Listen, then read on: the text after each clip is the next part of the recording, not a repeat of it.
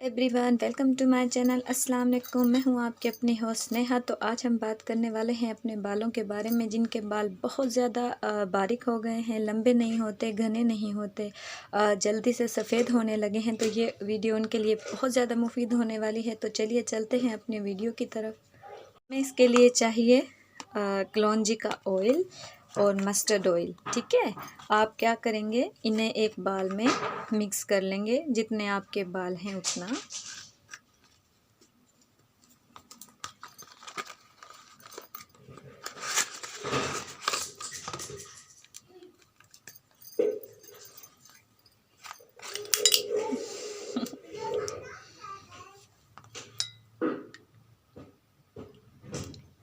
ऐसे मिक्स करके आप इसे अपने बालों की जड़ों में भर लेंगे, और जिससे आपके बाल बहुत ज़्यादा खूबसूरत हो जाएंगे, प्यारे हो जाएंगे, घने और लंबे और काले हो जाएंगे। तो आपको इस ऑयल का बहुत ज़्यादा फ़ायदा होने वाला है। ऐसे मिक्स करके आप इसे, इन दोनों ऑयलों को अच्छे से मिक्स करके अपने बालों में लगा लेंगे। ठीक है जी। तो फिर मिलेंगे एक और नई चीज़ के साथ। तब तक दीजिए नेहा अली को इजाज़त। अल्लाह हाफिज़।